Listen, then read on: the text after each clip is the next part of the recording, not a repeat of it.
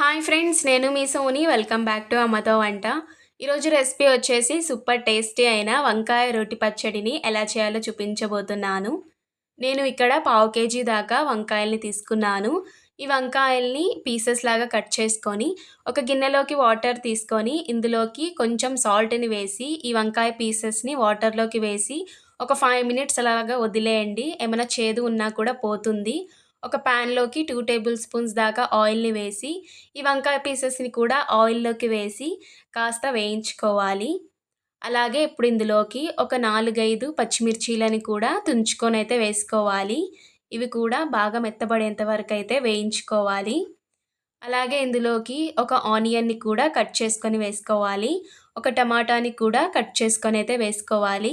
ఇప్పుడు ఇవన్నీ ఒకసారి బాగా కలుపుకొని బాగా మెత్తబడేంత వరకు మూత పెట్టి వేయించుకోవాలి.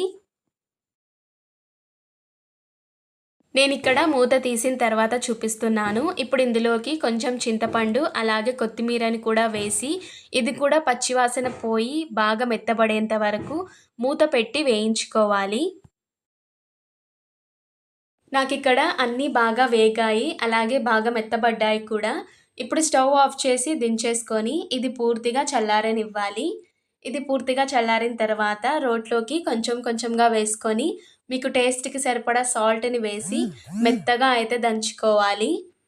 నేనిక్కడ పోపు కోసం సేమ్ అదే ప్యాన్‌లోనే పోపుకి సరిపడా ఆయిల్‌ని వేసి కొన్ని జీలకర్ర, ఆవాలు, అలాగే కొన్ని రెబ్బల కరివేపాకు, ఎండుమిర్చిని కూడా వేసి పోపు బాగా హీట్ అయిన తర్వాత మనం రోట్లో దంచుకున్న వంకాయ పచ్చడిని పోపులోకి వేసి ఆయిల్ బాగా కలిసేలాగా అయితే కలుపుకోవాలి.